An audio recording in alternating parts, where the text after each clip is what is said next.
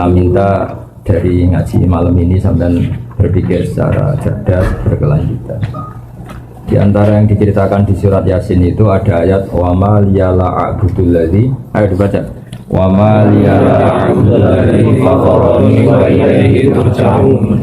Jadi bagaimana mungkin saya tidak menyembah zat yang menciptakan kami, yang mengatur segala kebutuhan kami, yang mengatur semua sistem yang terkait kepada kami.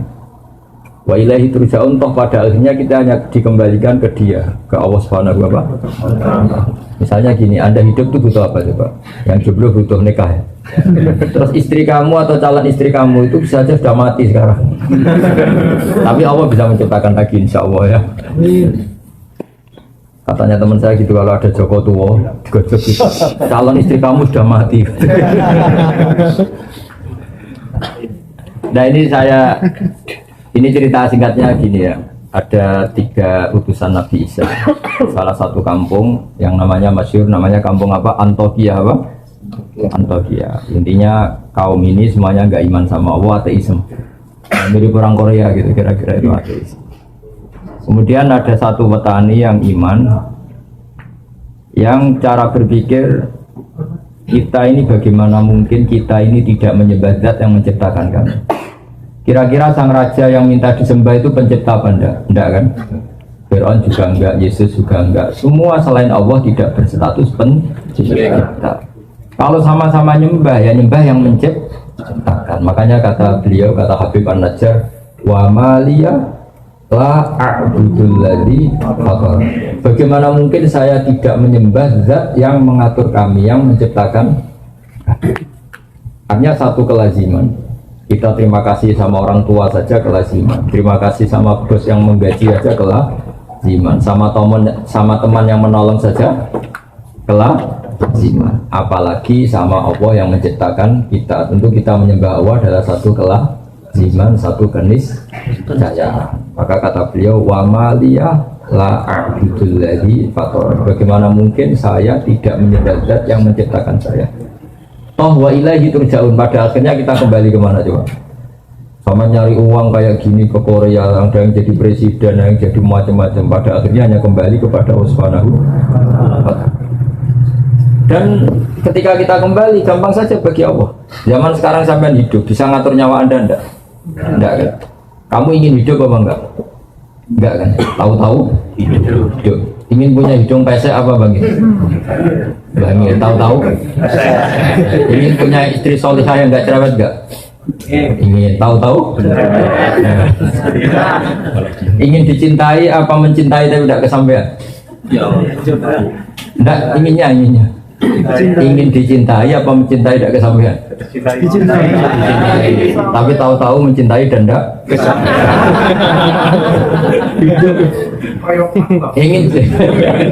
ingin jadi bos apa jadi buruh? Bos. Tahu-tahu tidak bos.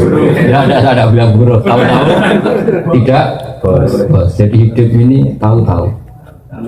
Nah, karena tahu-tahu itu ya menyembah zat yang super. Jadi tauhid itu dimulai dari, kalau zaman sampean ngaji, ini namanya siapa tadi yang montong yang itu? Siapa? Ini tetangga saya ini. Apa diangkat jadi wali? Tapi nanti butuh persetujuan para wali-wali ini. Wali apa? Wali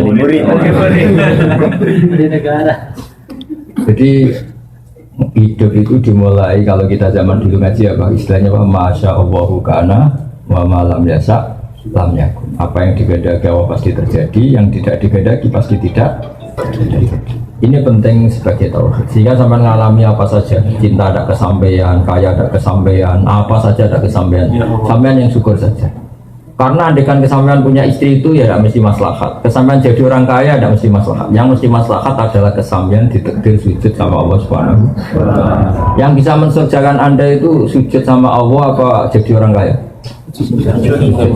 Yang mensurgakan Anda itu istri Anda atau amal Anda sendiri? Aman. Bahkan gara-gara istri banyak orang jadi koruptor kan? Karena istrinya shopping terus yang cowoknya korupsi. Jadi barokahnya jomblo-jomblo gini ya banyak masalah. Masalahnya di jomblo itu. Tapi yang penting syarat utama jadi orang baik itu satu, janggal atau iskal atau tidak memahami satu kesalahan. Jadi satu kesalahan itu harus gak difahami, tapi satu kebenaran harus difahami. Satu kesalahan itu gak bisa difahami, misalnya maling atau mencuri, itu kan gak bisa difahami oleh akal sehat. Orang nyari uang susah-susah, kita tinggal mengambil atau mencuri, itu kan sesuatu yang gak bisa difahami. Gak bisa. Istrinya orang digauli orang lain itu gak bisa difahami. Jadi ciri utama maksiat itu sesuatu yang nggak bisa dipahami. Makanya bahasa Arabnya maksiat apa? Mungkar. Mungkar dari kata apa? Diingkari. Diingkari apa? Tidak bisa dipahami. Ya, namanya barang maksiat apa bahasa lainnya? Mungkar. Makanya dalam Islam disebut amar ma'ruf, nahi itu mencegah. Karena mungkar itu nggak bisa dipahami. Yang namanya istri boleh digauli ya diakatkan. Yang akatkan siapa? Ya walinya. Wali itu yang punya otoritas. Nah ini nggak nikah, nggak apa, langsung digaulin, itu sesuatu yang nggak bisa Nah, kebalikannya mungkar itu ma'ruf. Ma'ruf itu sesuatu yang dikenal dari kata arofa, ya'rifu, terus irfanan atau urfan. Mana apa? Ma'rufun, dipahami. Kamu kerja demi anak istri bisa dipahami. Tapi kalau kerja demi temuan baru, kantor cabang katanya teman-teman tadi, itu susah dipahami. Tidak usah dijelasin detail-detail, banyak yang tersinggung. Tapi ini saya, ya namanya ngaji itu kan membenahi yang salah. Jadi ingat ya, tak latih bahasa Arab yang gampang-gampang saja. Jangan sampai salah tasrif nanti. Supaya latihan apa? Kafara yukafiru apa? Takfiran.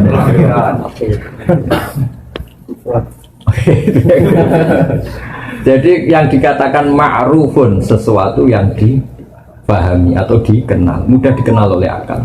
Kayak sedekah itu kan mudah dikenal oleh akal, namanya empati sama orang lain. Kita tadi berkawan sama orang Korea juga mudah dipahami oleh akal karena kita tamu di Korea, terus tadi ada Pak polisi, ada agama-agama lain menyambut kita, itu mudah dipahami. Tapi kalau kita datang di negara orang kemudian ngendah yang punya rumah, ganggu yang punya rumah, itu bisa dipahami enggak? Jadi agama ini datang dengan kemakrufan, sesuatu yang mudah dipahami, dan agama ini menolak yang enggak mudah dipahami. Disebut apa? Mungkar. Ingin kaya tidak kerja, itu mudah dipahami enggak? Apalagi berdukun, itu enggak mudah dipahami. Terus enggak ganteng minta istri cantik, mudah dipahami enggak? Nasi. Miskin punya istri 4, bisa dipahami nggak? Jadi agama itu mudah, karena maknanya agama itu mudah Nah, dalam pertemuan ini supaya tidak banyak yang tersinggung, pasti semuanya sepakat. Kita ngomong tauhid saja, karena kalau ngomong sosial itu banyak yang tersinggung. Meskipun tersinggung itu bagus, supaya evaluasi. Nah, yang mudah difahami, kalau kita memuja siapa, ya memuja zat yang kita pasti kalah. Yang kita pasti kalah itu siapa? Ya hanya Allah Subhanahu wa Ta'ala. Kita sama benda patung yang kita bikin sendiri, kalau kita mau memecahkan ya bisa memecahkan. Di gudang saja sudah hancur. Kita menyembah matahari, kita punya akal. Matahari apapun hebatnya tidak punya akal. Apapun hebatnya matahari, bisa kerja di pabrik enggak? Bisa bikin robot enggak? Bisa enggak dengan BPKB enggak? Apapun hebatnya matahari, bumi itu tidak punya akal. Kita punya. Logis gak orang yang punya akal, makhluk yang punya akal kemudian tunduk menyembah yang tidak punya akal? Bisa difahami tidak? Tidak bisa. Menyembah Yesus, Yesus itu manusia yang lahir di bumi. Menyembah Tuhan yang hakikatnya ada Tuhan, bisa difahami tidak? Yang mudah difahami dan pasti terfahami adalah menyembah Zat sing menciptakan kami, yang menciptakan langit, yang membuat air, membuat oksigen, membuat apa saja sebagai keperluan kita. Kemudian setelah kita mati juga kembali ke Dia. Zaman kita hidup, coba ketika Anda hidup, tahu nggak sistem saraf Anda, sistem jantung Anda, sistem paru-paru Anda, sistem kebutuhan oksigen Anda? Kan nggak tahu. Kalaupun tahu, Anda tidak penciptanya. Kayak ilmuwan-ilmuwan Barat mengklaim tahu, tapi apa mereka pencipta? Anda kan? Tahu-tahu ada oksigen, terus oksigen dianalisis. Ini mengandung ini, jantung butuh ini, paru-paru butuh ini. Tapi itu semua ciptaan Allah apa ciptaan mereka? Ciptaan. Ketika menyembah zat yang mengatur itu semua, namanya ma'ruf, mudah dipahami. Paham ya? Maka kalau disuruh menyembah selain Allah, itu sesuatu yang nggak bisa dipahami. Maka kata Habib An-Najjar, wa maliya la a'budul ladzi fatarani. Bagaimana mungkin saya tidak menyembah zat yang menciptakan? Hanya tidak mungkin dalam kehidupan kecuali apa? Menyembah zat yang menciptakan itu yang baru benar, baru ma'ruf, bisa dipahami. Kemudian kita menyembah atau membela sesuatu yang tidak ada, itu yang nggak bisa dipahami, seperti ateis. Pokoknya alam ini nggak ada penciptanya, tahu-tahu ada. Bagaimana mungkin bumi yang segede ini tahu-tahu ada? Yang mengadakan siapa? Ya tidak ada. Tahu-tahu ada. Itu ilmu apa? Ilmu kok tahu-tahu. Seperti sampean tahu-tahu di Korea. Ya mesti ada brokernya dulu, ada punya utang banyak dulu. Kalau nggak punya utang ya, kalau nggak punya utang banyak ada khayalnya yang banyak. Jadi orang terkaya di kampung. Kalau merantau di kampung kan dibully tetangga-tetangga. Gayanya gitu kok jualan sate. Tapi kalau sudah di perantauan kan nggak ada yang bully. Itu doanya pertama di Allah, jangan ada tetangga saya kesini sudah kaya. Itu doa orang pecundang kan pasti seperti itu. Tapi ya nggak apa-apa, Allah yang nerima doa itu. Tapi tidak harus mengabulkan. Didengar saja tapi tidak harus. Saya ulang lagi ya. Kemudian ada teori misalnya ateisme, orang yang nggak mengakui eksistensi Tuhan. Tuhan itu apa? Kalau nggak punya uang ya mati, nggak makan ya mati. Mereka nggak mikir, memangnya kalau punya uang nggak mati? Yang punya uang mati nggak? Mati. Lalu mati dan hidup itu karena uang apa karena Allah? Karena Allah. Yang menentukan hidup kita ya Allah, yang mematikan juga. Kalau begitu nyembahnya ke Allah apa ke siapa? Allah. Hanya wa ilaihi dan hanya kepada Allah kita semua dikembalikan. Jadi Anda mengelatih tauhid, syaratnya tauhid itu harus ma'ruf, ma'ruf itu dikenal. Sehingga kalau zaman sampai ngaji dulu di kiai-kiai, pertama kewajiban seorang manusia apa? Ma'rifatullah, mengenali Allah itu gampang sekali karena Allah itu az-zahir, mudah dipahami. Kenapa mudah? Karena tadi kalau ada ciptaan, misalnya ada mobil Hyundai, pasti ada penciptaan. Masa tahu-tahu ada sistem teknologi yang bernama Hyundai? Kalau kita tanya ini dari mana? Nggak tahu. Tahu-tahu ada. Yang menciptakan apa? Ketiadaan. Malah barang. Bumi yang menciptakan apa? Ketiadaan. Ketiadaan itu apa? Sesuatu yang nggak ada. Fungsinya apa? Yang nggak ada itu bisa mengadakan. Nggak ada kok mengadakan. Ini kan saraf berat. Gendeng berat. Jadi agama itu datang dengan ma'ruf, ma'arofaul aklu, sesuatu yang dibenarkan oleh akal, dan menolak mungkar, sesuatu yang diingkari oleh akal. Makanya disebut amar ma'ruf. Jadi jangan hanya ngomong saja, dipraktekkan terutama dalam bab tauhid. Seorang lagi dipraktekkan dalam bab apa? Tauhid. Makanya saya berkali-kali bilang kalau ada tetangga saya mati, Bu ini tidak usah susah. Suami Anda mati itu dalam bahasa ulama dulu sampai sekarang juga bahasa masyarakat, mati itu dicabut nyawanya. Nggak ada orang yang bilang mati itu dibunuh nyawanya. Ada nggak yang bilang gitu? Nggak ada. Mati itu ibarat apa?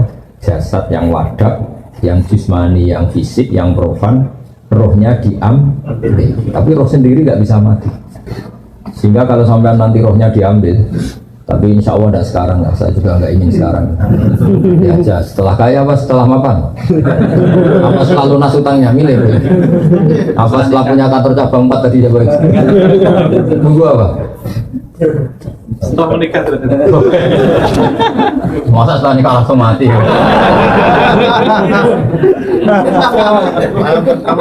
Kalau setelah mapan juga kasihan, baru mapan langsung mati.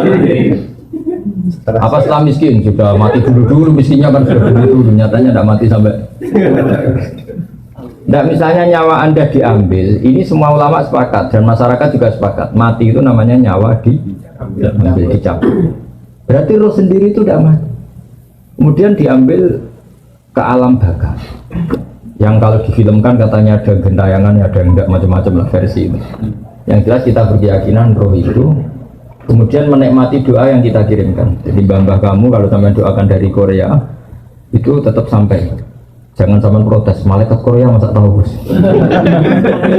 Saya sudah bilang tadi ngaji, saya kan sudah bilang Korea itu tetap buminya Allah Subhanahu. Ditata oleh malaikatnya Allah Subhanahu Wa Taala. Yang menciptakan air di sini memangnya orang Korea, tetap Allah Subhanahu. Sistem malaikat di sini juga sama dengan sistem malaikat yang di Sragen, di Solo Tigo sama. Enggak tahu saya pakai bahasa apa di sini, pakai bahasa Korea apa bahasa. Tapi sistem malaikatnya.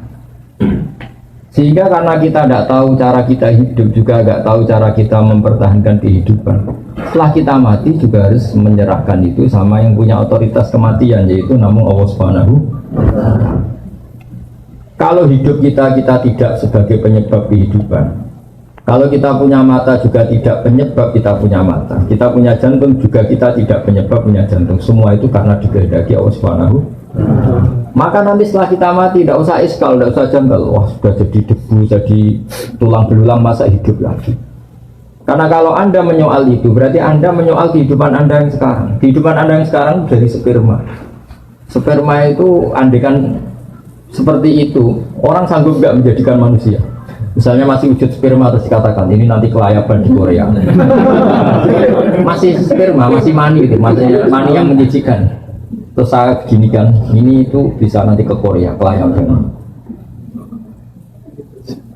Percaya nggak? Ini nanti kumisin jenggoten. Nggak percaya. Tapi nyata jadi manusia yang banyak pola, banyak ulah, banyak masalah. Semoga akhirnya juga tobat. Sama. Andai kan biji asem, kalau orang Jawa bilang kungsu, kalau orang Salatiga bilang apa? Kalau orang Cirebon apa yang beda daerah, yang biji asem itu? Kelingsi. Apa? Kelingsi ya. Kalau orang daerah saya kungsu. Itu kata ulama-ulama kalau mencontohkan itu. Andai kan belum pernah terjadi. Ini saya melatih tauhid ya, karena Anda di negara yang harus berpegangan sama tauhid. Andai kan kungsu atau kelingsi tadi belum pernah terjadi menjadi pohon asam besar yang kemudian bercabang punya buah banyak, terus ada orang bilang ini itu bisa jadi pohon besar yang kalau ditabrak tronton itu supirnya mati, yang kalau ditabrak mobil atau bis supirnya mati. Masa? Iya. Kira-kira orang percaya enggak? Kan enggak, karena belum tahu buktinya. Setelah sama Allah diciptakan jadi asam kecil kemudian pohon besar, orang baru bilang oh iya, ternyata iya. Pertanyaannya begini, ketika ternyata iya jadi pohon besar, manusia ikut memberi kontribusi enggak? Enggak kan? Ditanam di buminya Allah, dirawat oleh kekuasaan. Tapi manusia bilang, wah pohon kelungsu tadi, apa biji kelungsu jadi pohon asam besar itu mungkin. Mengatakan mungkin karena apa? Menyaksikan ternyata itu terjadi. Sama, harusnya kita mengatakan manusia sekarang yang jadi kelayaban ke Korea itu diciptakan dari mani. Ketika manusia bilang mungkin itu karena melihat nyatanya terjadi, apa karena bisa menciptakan?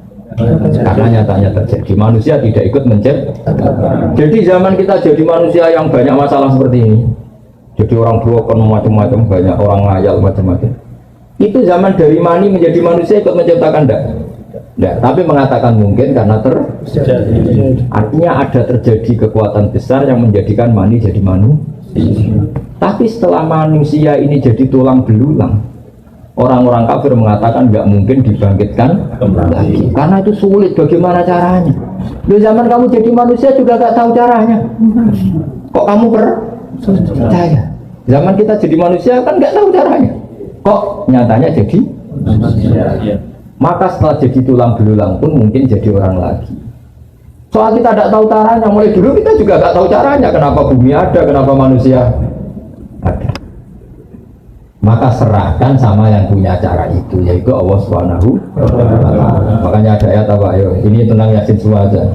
Ayo dibaca bareng-bareng. Awalam yarol insanu anna khalaqnahu min nutfatin fa idza huwa khasimun mubin. Teruskan. Wa darabalana matalan wa nasiya khalqa qala ma yuhyiru wa yumiitu. Qul yuhyiha alladhi ansha'a awwala marrah wa huwa bi kulli khalqin. Jadi singkat cerita gini, Wa'il bin As itu orang kafir, ngambil tulang belulang yang sudah membiru. Apa? Sudah apa? Membiru. Yang kata Rasulullah nanti semua manusia dibangkit, terus tulang yang sudah membiru itu diremes-remes gini. diremes-remes gini terus disaurkan ke wajahnya Nabi. Apa seperti ini Muhammad nanti bisa jadi manusia lagi, bisa bangkit lagi, padahal sudah jadi tulang belulang yang ketika saya remas saja jadi hancur kayak debu. Terus Allah bilang, awalam yarul insan, bagaimana mungkin manusia yang dulu saya ciptakan dari mani kemudian sekarang jadi ahli debat yang nggak mutu, yaitu kayak tadi siapa tadi yang bilang Asbin Wais. Terus kata Allah mengingatkan, awalam yarul insanu anna khalaqna, terusannya apa? Qul yuhyihalladzi ansha'aha awwala marrah. Manusia kok tidak ingat ketika jadi mani itu, kira-kira orang kafir seluruh dunia dan belum pernah terjadi kalau mani jadi manusia. Tahun lagi, andai kan belum pernah mani itu jadi manusia. Kemudian saya bilang, mani ini tuh nanti bisa jadi manusia yang bisa ke Korea kemana. Orang percaya enggak? Tidak. Tapi kenapa percaya? Karena nyatanya terjadi. Dan ketika terjadi, manusia memberi kontribusi apa enggak? Tidak kan, murni takdirnya Allah. Nah, karena Allah bisa membuktikan mani jadi manusia, maka Allah pula yang akan mampu dan pasti mampu mengembalikan tanah yang sudah tadi dari tulang belulang manusia menjadi manusia lagi. Ketika misalnya kumis dicukur tumbuh lagi, jenggot dicukur, manusia mengatakan mungkin karena apa? Karena terjadi. Tapi apa ikut menciptakan? Tidak. Misalnya orang yang ganteng-ganteng nggak mau jenggotan, tetap saja kalau cowok. Jadi ini menunjukkan bahwa manusia itu sebenarnya di dunia itu hanya disuruh ikrar, disuruh ngakui, disuruh bersaksi. Makanya ada kalimat asyhadu alla ilaha illallah. Bisanya kita hanya bersaksi, saya bersaksi. Karena kita tidak bisa menciptakan, bisanya hanya saya bersaksi. Paham ya? Makanya dilatih apa tadi? Qul yuhyihalladzi ansha'aha awwala marrah. Jadi kalau sampai ingin iman secara benar gimana? Bayangkan pertama kali manusia diciptakan. Dari bumi masa jadi manusia lagi, kan tulang belulang sudah jadi bumi. Memangnya Nabi Adam diciptakan dari apa coba? Dari bumi. Itu Allah mampu. Dan uniknya lagi, saya sering kalau ngaji di Jogja, Nabi Adam itu makhluk paling komplit. Coba kalau ada orang nggak percaya hari kebangkitan, itu saking gobloknya orang. Menurut saya hari kebangkitan itu masih seru manusia yang sekarang, yang kayak sampean-sampean. Loh kok enggak gimana? Hari kebangkitan kan materinya sudah ada, saya ulang lagi materinya seperti gen sampean kan sudah ada, DNA sampean ada, DNA Sragen, Tuban, Boyolali, Mataram, macam-macam. Materi kita meskipun ditanam di tanah kan materinya sudah ada, portofolionya sudah ada, sistemnya sudah ada, DNA-nya sudah ada. Panitia malaikat yang bikin lebih gampang. Tapi zaman Allah menciptakan Nabi Adam, semua gen anak turun Nabi Adam itu ada di dia sampai hari kiamat. Allah harus bikin sistem di tubuh Nabi Adam, sistem apa cadangan atau mani atau apalah istilahnya, yang nanti itu cukup sampai kiamat. Coba susahnya kayak apa? Artinya di Nabi Adam kan diciptakan satu sistem di punggungnya, kemudian sistem itu dipersiapkan untuk sampai kiamat. Lebih sulit ya? Nabi Adam satu orang, dia kawin kemudian jadi Qabil Habil Iklimah Labuddha, kawin lagi itu sampai jadi orang kayak sampean. Itu dulu dari master yang bernama siapa? Ya. Coba nitipkan tubuh sampean tok, ini harus dibikin keriting, pesek, punya jantung, dititipkan di satu zigot atau di satu sel yang kecil sekali. Padahal sel yang kecil sekali ini nanti jadi manusia yang polanya seperti ini. Dan ketika sampean misalnya calon punya anak 5, berarti ada anak 5 yang di punggung sampean. Dan ini disiapkan sel yang jadi anak sampean 5. 5 ini per sel disiapkan ada matanya, ada kupingnya, semuanya lengkap. Ada organ dalamnya, ada organ luarnya, ada organ yang tumbuh terus kayak kuku, kayak apa, jenggot, macam-macam. Kenapa itu enggak kita akui sebagai reputasi Allah kalau Allah itu ala kulli syai'in qadir, Allah mampu melakukan apa saja. Terus kenapa kita menyoal hanya karena orang sudah mati, kemudian kita menyoal bagaimana mungkin ini bangkit kembali. Lah kamu lahir dari mani, dari tanah, kok tidak kamu ingkari? Harusnya pengingkar-pengingkar itu juga mengatakan wujud ini khayal belaka karena hakikatnya enggak mungkin. Ya kan? Kan sama-sama nggak mungkin kalau dalam ukuran otak manusia. Karena sering terjadi dan terlihat mereka mengatakan mungkin. Tapi ketika mengatakan mungkin manusia pun tidak ikut menciptakan. Jadi makanya Allah mengingatkan qul yuhyillazi anshaha awwal marrah. Kalau Allah dari awal mampu menciptakan mani jadi manusia, ya nanti Allah pula yang mampu menciptakan tulang belulang jadi manusia. Ya, jadi saya mohon sekali tauhidnya dijaga. Nah, logika seperti ini tuh arafahul aql. Misalnya Hyundai atau Kia atau Mercy bisa bikin mobil mewah dengan sistem yang canggih.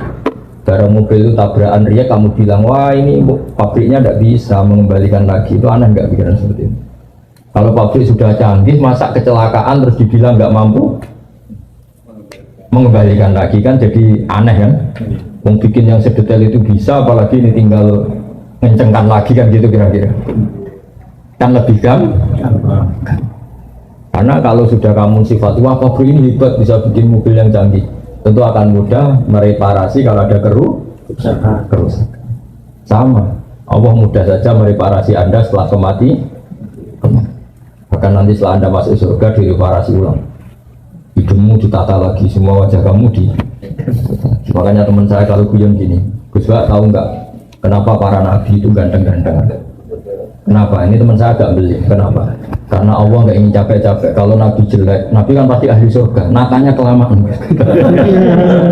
Ahli surga kan harus ganteng. Karena nabi itu pasti masuk surga. Sudah didesain ganteng sekali. Sebenarnya rubahnya tidak banyak.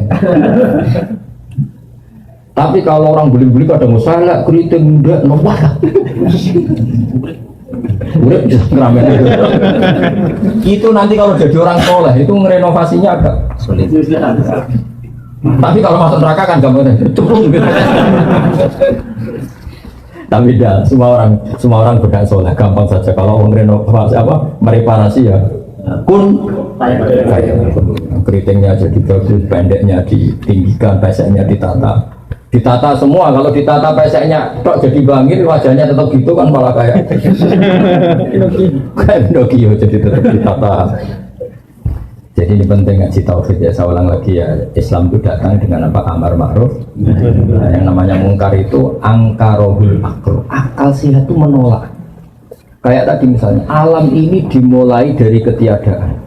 Jadi pencipta alam adalah ketiadaan. Masa sesuatu yang tiada punya faktor, punya sebab sebagai pencipta, itu nggak masuk akal. Tentu alam ini ada karena ada pencipta. Nah pencipta itu menurut kita adalah Allah Subhanahu wa Ta'ala. Maka pencipta ini status utamanya apa? Wujud.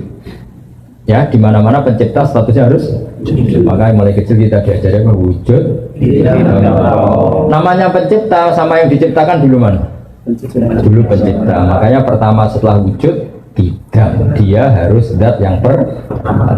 Terus kedua harus sifat ketiga harus baqo, harus abadi. Karena kalau Tuhan itu superior hebat, kemudian dia ada abadi, berarti keok kalah. Kalau Tuhan kalah itu kan aneh.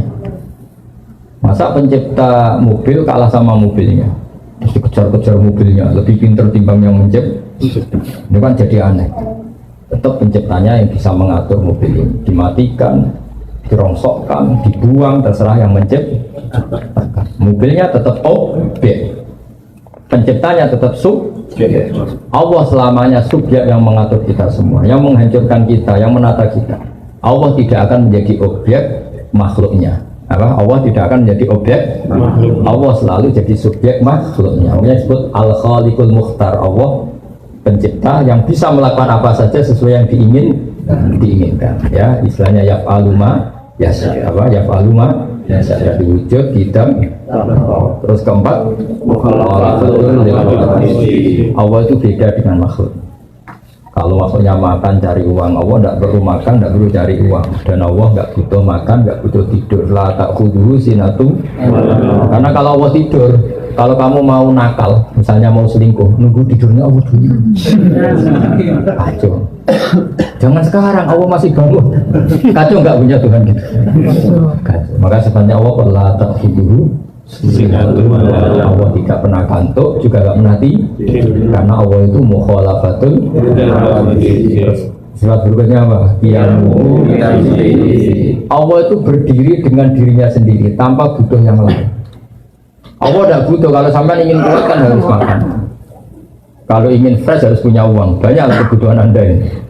Kalau ingin tidak jomblo butuh pasangan. Kalau pasangan butuh yang tertipu. Karena kalau sadar mungkin tidak mau. Makanya kalau ada orang cantik dapat orang jelek, kata bapak saya, itu kemungkinannya dua.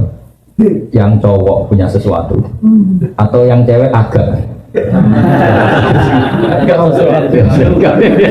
ada sesuatu. Rada-rada. Tapi Allah itu tidak butuh itu semua. Karena Allah harus qiyamuhu. Terus sifat berikutnya apa? Wahdaniyah itu Allah sendiri, nggak tersaingi dalam apapun, nggak tersaingi. Apapun kekasihnya Allah terhadap Nabi Muhammad, apapun sayangnya Allah pada Nabi Muhammad, tetap Nabi Muhammad adalah abduhu wa rasuluh. Karena Nabi ya bisa meninggal, kalau nggak makan ya lapar, kalau saatnya datang ajal ya meninggal. Makanya Nabi dikatakan innaka mayyitu wa innahum mayyitun. Kemudian ya kalau bangkit dari kubur ya karena dibangkitkan. Itu beda dengan Allah, memang nggak pernah mati. Apa nggak pernah mati? Karena Allah itu qiyamuhu wahdaniyah, terus kudrat, iradat, dan seterusnya. Jadi logika-logika itu tanamkan sehingga kamu iman dengan kebenaran yang kalau ada paham yang menyesatkan kita menolak. Itu disebut wa maliya la a'budul ladzi fatarani wa ilaihi turja'un. Bagaimana mungkin dalam hidup ini kita tidak menyembah zat yang mengatur kami, toh pada akhirnya kita hanya kembali kepada Tuhan. Jadi kita menyembah Allah karena mengatur kami, dan pada akhirnya kita hanya kembali ke Allah Subhanahu wa ta'ala. Tidak kembali ke akal kita, tidak kembali ke pikiran kita, tapi hanya kembali kepada Allah Subhanahu wa ta'ala. Seperti sampai misalnya bayangkan jadi orang kaya terus bahagia. Apa faktanya nanti pasti demikian? Tidak mesti. Kadang setelah jadi orang kaya malah nyesal. Misalnya gini, banyak ini ceritanya. Ada suami memanjakan istrinya, minta apa saja diturutin, minta mau rumah mewah diturutin, kulkasnya harus mewah, mobilnya harus mewah. Lama-lama istrinya mikir, rumah mewah, mobil mewah, yang enggak mewah suami saya. Lama-lama kepikiran ganti suami.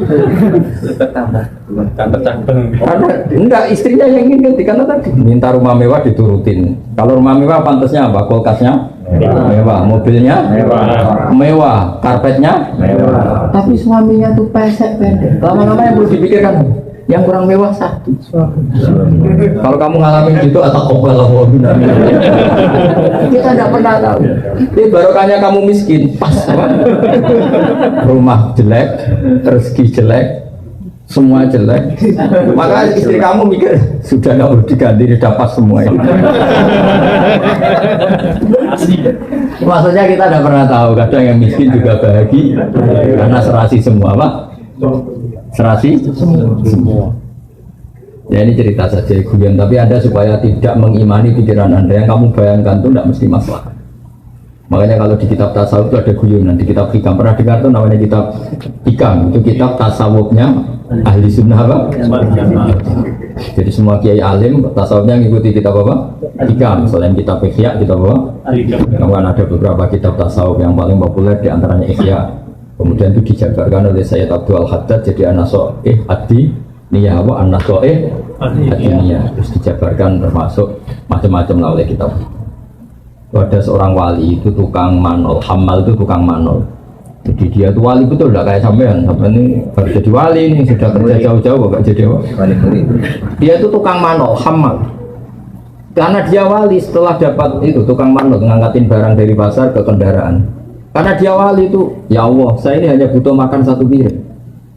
Yang penting saya dapat makan satu piring terus pulang mau ibadah. Tiap hari gitu. Kalau dapat opahan, kalau uang sekarang, kalau satu piring di sini berapa won? Punya satu makan 10.000. 10.000 won. Kalau di Indonesia berapa? 50. Enggak lah, makan sehari kalau di Indonesia 50. Makan apa saja kamu di sini kok mahal? Kalau uang di sini berapa? 10.000. 10.000 sama dengan 100.000. Ya jangan, berarti contohnya di sini jangan. Ya kalau di Indonesia makan 50.000 sudah. Berapanya? Todeng. Kalau di Gunung Kidul sudah dapat belalang banyak.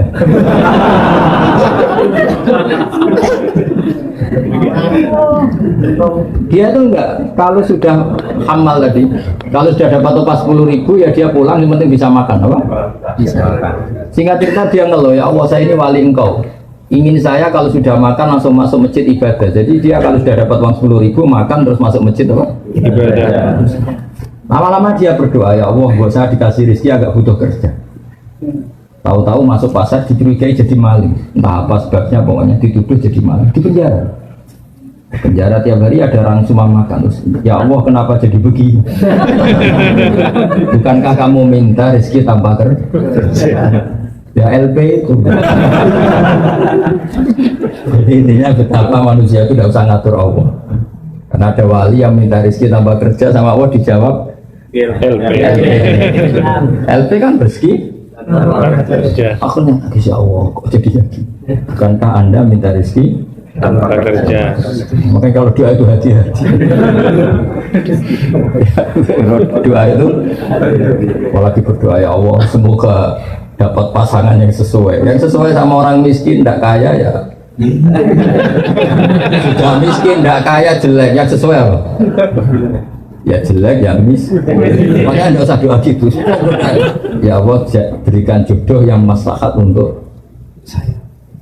Tidak usah nyifati, karena kalau nyifati tadi kayak tadi minta rezeki tanpa jadi luar dugaan, ternyata jawabannya apa? Ya saya kira demikian, yang penting taufiknya ditata ya. Qul yuhiyal ladzi ansha'a awwala marrah. Assalamualaikum warahmatullahi wabarakatuh. Dah, katanya mau makan bersama, kopi bersama. Yang tanya ada? Relax aja kok sambil. Nggak ada sambil, relax aja kayak zaman di pondok. Kalau tanya problem nggak boleh. Itu paket hidup gitu ya. Coba setelah jadi presiden ngeluh nggak karena banyak rivalnya, banyak kroninya minta jadi menteri, bingung nggak? Bingung kan? Yang nggak suka demo, yang suka minta jadi menteri, pusing. Ya, gimana? Assalamualaikum warahmatullahi wabarakatuh. Ya, saya mau sedikit bertanya antara kalimat Sedikit aja ya.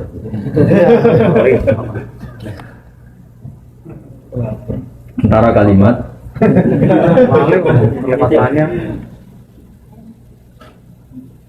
silaturahmi dan silaturahim itu yang benar yang mana?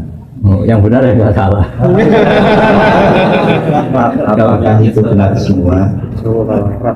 Benar semua aja ya, gampang ya. Ya, seperti itu. Kalau bahasa Arab itu pakai mik apa enggak? Pakai ini. Bahasa Arab itu bisa dengan berbeda dengan bahasa Jawa. Tapi kalau tasrifan tetap sama ya. Jadi bahasa Arab itu kadang orang bilang silaturahim, rahim itu dari kata isim fa'il ya, jadi menyambung orang yang perlu kamu sambung karena ada cinta kasih, rahim. Kadang bilang rohimah yarhamu rahman, menyambung kasih sayang. Jadi kalau orang, pokoknya bahasa itu benar semua ya, bahasa itu benar semua.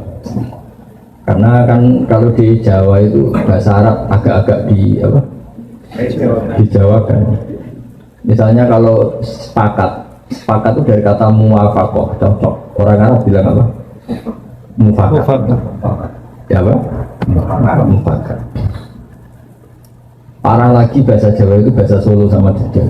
Sudah makan? Sampun bakdo. Sampun itu ya sampun, bakdo bahasa Arab bakdo itu mana ya?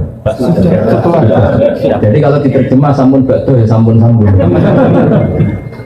Terus parah lagi bahasa itu anak sekolah nih yang madrasah. Madrasah itu terjemahnya. Jadi kalau anakmu sekolah di mana? Di madrasah. Mana nih ya sekolah. Tapi orang Indonesia punya versi, kalau dibilang madrasah itu ngaji, kalau sekolah itu umum. Tapi kalau sama ditanya, terjemahnya madrasah apa? Sekolah. Islam. Bilangnya madrasah kok.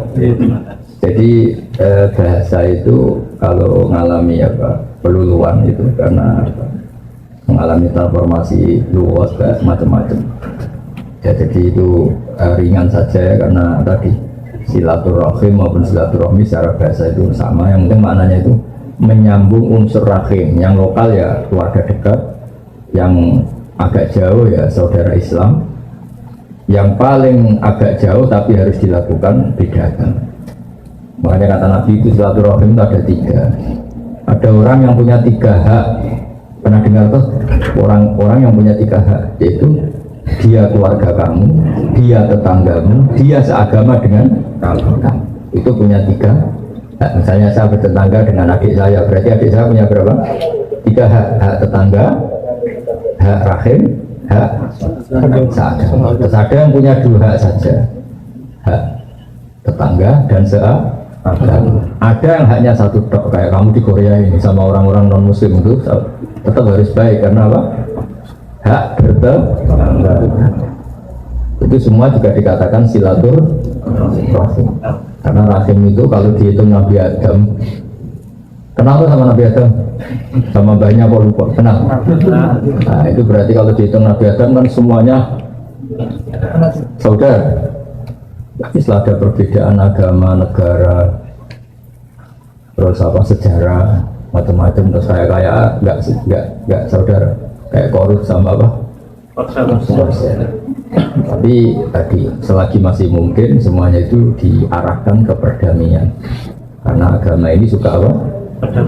Wa in janahu salmi fajnahilaha wa tawakkal ala Allah. Kalau ada kelompok lain minta damai, kamu harus setuju karena agama ini dikawal dengan apa? Ya itu sama. Terus yang lain tanya, yang penting jangan problem kehidupan, itu nggak akan selesai bawaannya itu.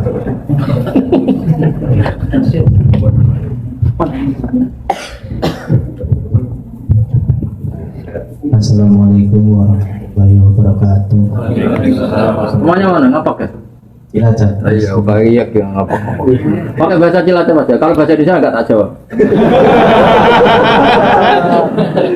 Pokoknya kalau bahasa Indonesia nggak bisa dijawab ya. Ya. Dan pakai bahasa kasarnya nggak boleh, bahasa halus.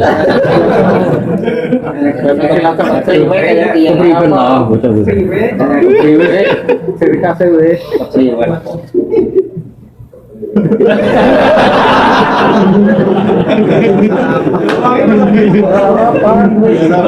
Biasa baik. Kalau Anggap saja tanya sama ini, enggak tanya sama. Ya sudah bisanya.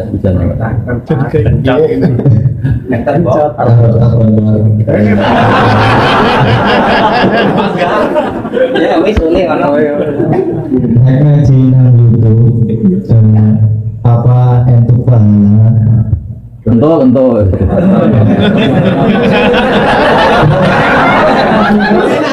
Apa syaratnya bisa nyambung? Bisa. Sanat itu gini loh ya. Saya sering dapat pertanyaan sama dari Cilacap. Siapa namanya? Gunawan. Oh bagus. Gunawan tuh manusia ada gunanya. Iya kan? Orang kaya jutawan kan gitu.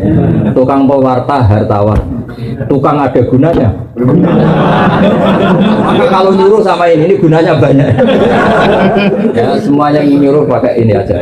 Pasti gunanya banyak. Jadi orang kalau kaya jutawan, pewarta wartawan. Ya. Kalau orang kelayaban bisa tawan wisata, tukang kelayaban kan. Jadi apa? Tawan. Kalau banyak gunanya, kalau banyak masalah.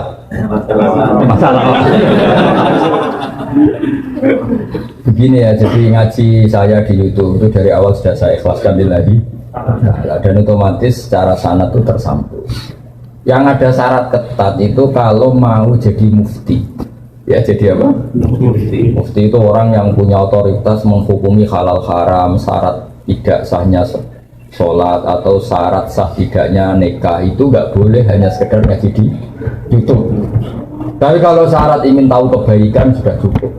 Karena kebaikan itu ma'ruf, mudah dikenal oleh Allah.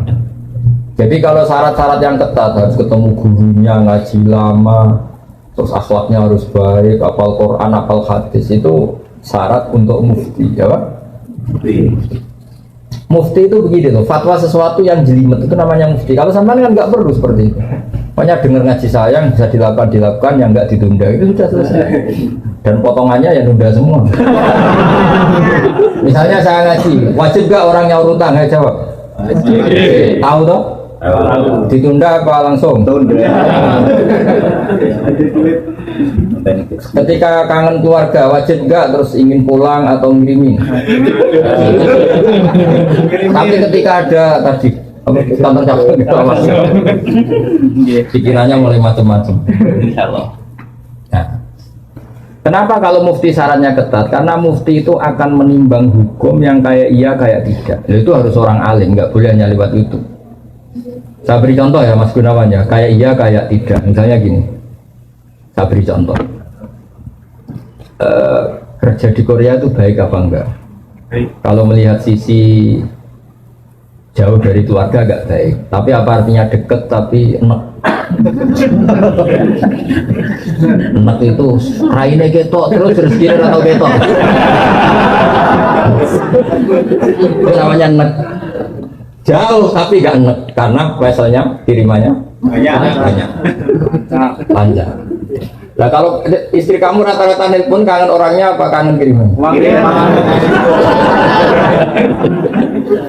Nah itu kan terus ketika ada orang tanya baik mana merantau sama di rumah itu pas dah itu cuma itu hukum sosial tapi seorang mufti pasti gampang kayak iya kayak tidak. Nah itu butuh orang alim yang ngajinya tenanan. Tapi kalau hukumnya suami istri sebaiknya apa ya rukun.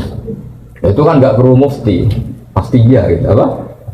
Pasti ya. Jadi saya jawab ya. Jadi kalau ngaji lewat YouTube itu sudah sah. Cuma tetap saja nggak sah kalau sebagai mufti. Mufti itu menentukan hukum halal haram. Misalnya kamu marung di warung Korea yang terkenal misalnya masak babi. Tapi yang kamu makan benar-benar telur atau ayam, hukumnya gimana? Mesti mufti itu mikir.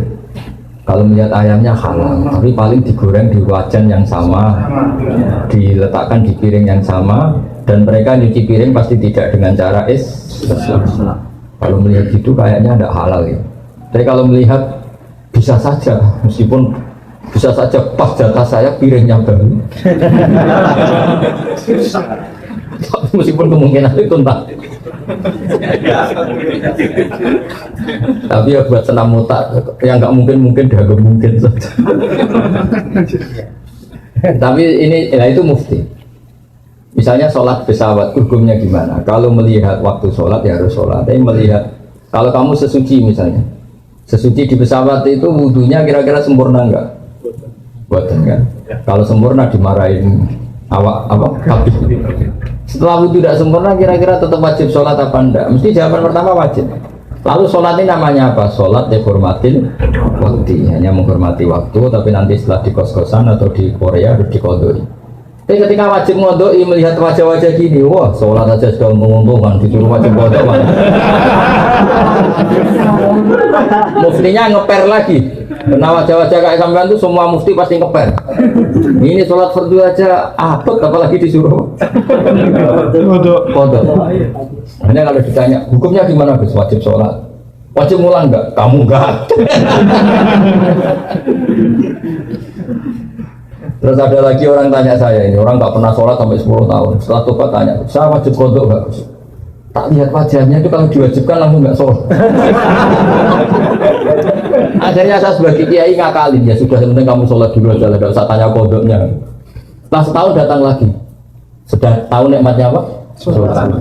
Gus caranya kodok gimana? Sudah nggak tanya kodok wajib enggak? Caranya kodok gimana? Terus saya bilang ya pokoknya tiap sholat kamu 2 kali aja, nggak usah langsung banyak apa? Tiap sholat 2 kali. Yang satu untuk sholat wajib hari ini, yang satu untuk nyaur utang yang dulu. Karena kalau langsung dihitung 10 tahun tuh sebulan kali 5, 10 hari aja berapa? 10 hari kali 5 waktu sudah 50. Berarti tiap 1 bulan 150. 150 kali 12 berapa? Banyak ya. Kali 10 tahun. Lihat raweh saja dia takut apalagi. Nah, wajibnya kodok itu sesuatu yang mudah dikenali. Tapi ngitung loyalitas orang pada agama. rai-rai gini, rai-rai tobat musiman gini. Kalau langsung diwajibkan itu malah apa bahaya. Makanya bilang ya sudah sholat dulu aja. Katanya kiai harus mau ikut 10 tahun sudah, saya sholat dulu aja, tidak usah tanya itu. Makanya dulu tuh ada cerita unik. Ini guyonan saya sebagai penghormatan pada Korea palsu ini ya. Itu ada kiai itu kan rata-rata anaknya cantik. Kalau anaknya tidak pati cantik, ya rapati kiai. Kiai betul itu rata-rata anaknya cantik. Karena istrinya rata-rata ya. Kalau kiai istrinya jelek ya agak musibah. Tapi bisa bikin kantor cabang. Ini provokator itu. Apa pengesahan? Pakai kartu apa? Enggak, kantornya itu. Dia mengistilahkan istri kedua itu. Singkat cerita itu anaknya itu cantik. Lah dulu itu enggak ada akses ke dalam kecuali harus jualan apa? Air. Jadi ada orang santri itu agak nakal dia. Ingin tahu ningnya kalau dalam bahasa pondok itu nih. Taman karena saya yakin semua yang ngaji saya di sini itu masih ada sisa-sisa santri. Karena orang Indonesia hebatnya gitu, kecilnya mesti dolanan di musola, muyoyo di musola, ya kan? Baiknya orang Indonesia kan? Iya kan? Karena rata-rata kita pas kecil itu kan yang saya miskin, yang ada jeding itu di musola. Sekarang keluarnya tamer-tamer di Indonesia ke saya gitu, semenjak masjid bagus, kamar mandinya bagus. Kadang orang mau ke masjid itu bukan karena ingin jamaah, kudu ngising di rumah lari ke masjid. Ya kan sekarang banyak enggak? Banyak karena kamar mandi masjid lebih bagus. Yang parah kalau mau tidur kan di rumah enggak ada AC, enggak ada kipas angin. Kalau ngantuk ke masjid, kipasnya dinyalain. Di daerah kamu ya gitu. Di sini. Di kos-kosan nggak ada kipas di sini masjid ada. Nggak sih, malah sih. Itu mau itikaf kok mau nikmati hidup. Nikmati hidup. Ya alhamdulillah kok Allah nggak apa-apa. Dekat masjid sudah baik. Meskipun niatnya tidak baik, semoga tetap apa? Singkat cerita dia itu pura-pura jualan apa?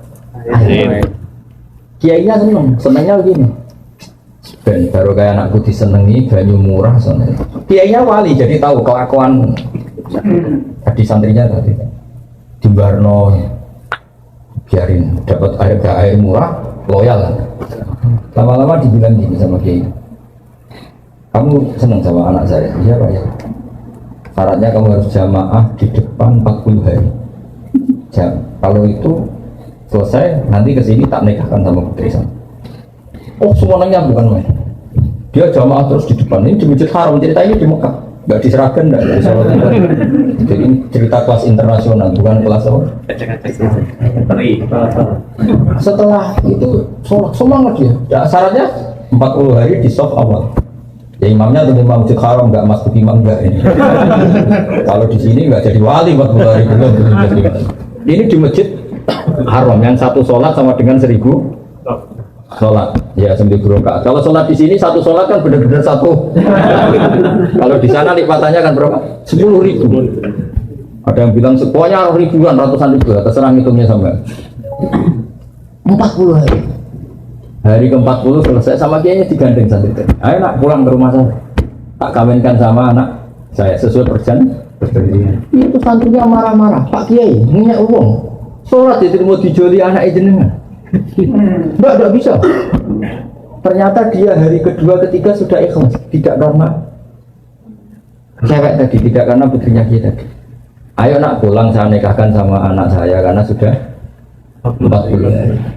Pak Yai, kamu menghina saya. Masa sholat nikmatnya seperti itu hanya hasilnya dapat putri jenengan? Enggak bisa. Sholat saya itu balasannya surga, enggak bisa. Enggak mau saya. Dari sholat untuk dapat cewek menjadi sholat nikmati kebenaran. Makanya kalau kamu ingin kaya tak suruh sholat hati.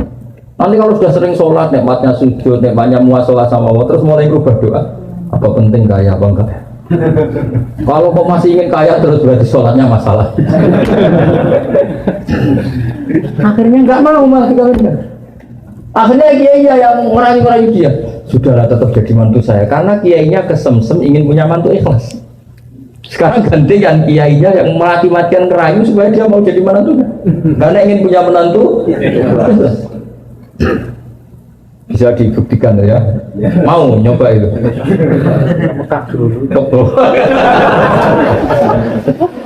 Dan contohnya ada harus Mekah. Misalnya Anda ingin kaya, dijazahi, disuruh sholat saja. Lama-lama nanti Anda akan muhasabah, mengkoreksi doa Anda.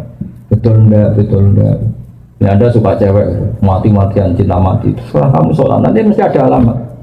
Nyata mimpi gambarnya angin topan. Saya pernah punya teman, sholat istikharah. Gambarnya itu angin topan. Mati bro. Ya itu jadi itu artinya wasta'inu bisobri apa? Karena kita tidak pernah tahu yang maslahat untuk kita itu ke depan itu apa, kita tidak pernah tahu. Makanya semuanya kita serahkan pada Allah Subhanahu. Mungkin sampean kalau hidup di Jawa karena tetangga roh kiai kadang rapati senang. Karena kadang jenenge gawan tonggo, tapi gara-gara di Korea melihat Islam gak hidup malah sampai jadi kiai. Kalau di rumah jadi kiai RT saja nggak ngangkat ya. Tapi kalau di sini langsung kiai internasional. Iya, kalau kiai di Indonesia namanya kiai lokal, kalau sudah di sini Islam. Jadi itulah hikmah yang dikersakakan Allah Subhanahu. Makanya berharap semoga keberadaan Anda di sini benar-benar ikut menyebarkan sujud, tauhid, tasbih di dunia.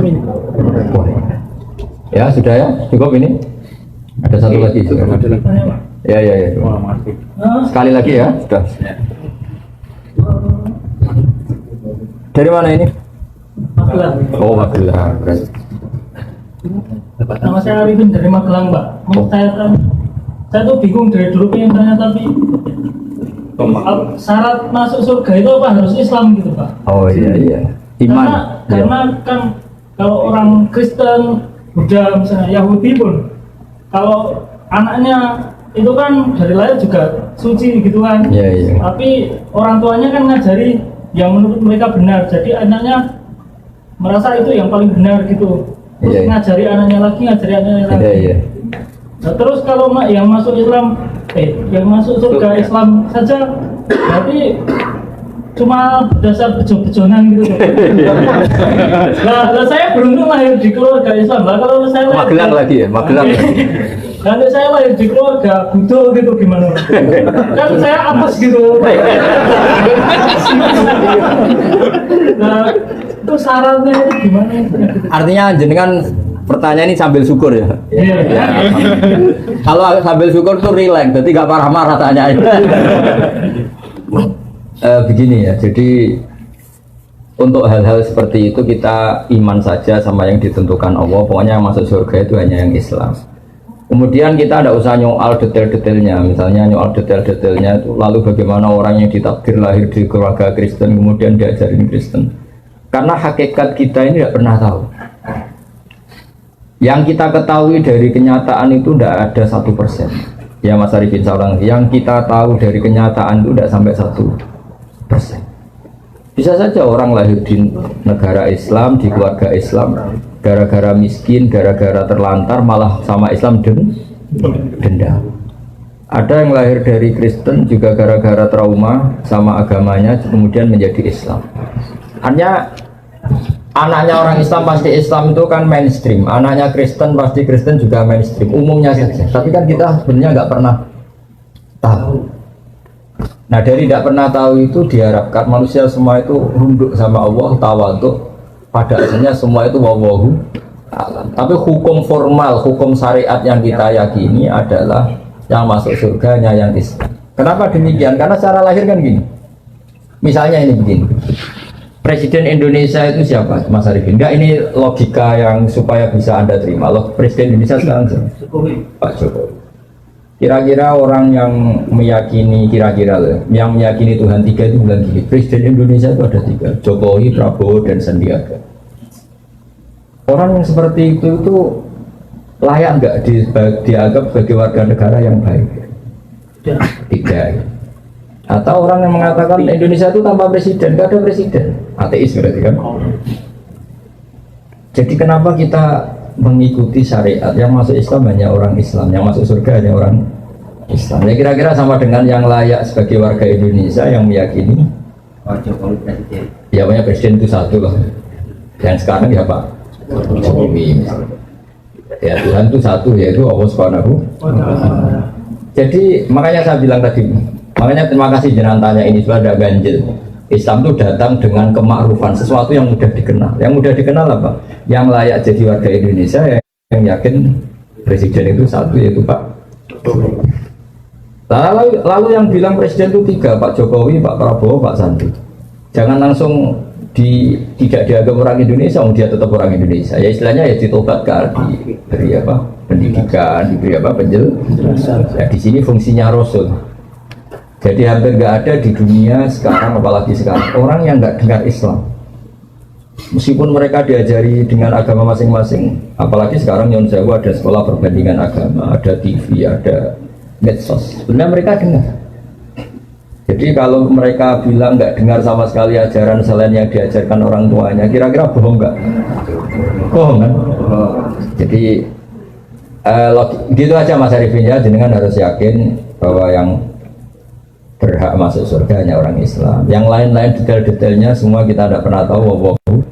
Tapi kita punya logikanya. Misalnya kamu punya bapak kamu namanya siapa? Bejo. Nggak pernah celoko.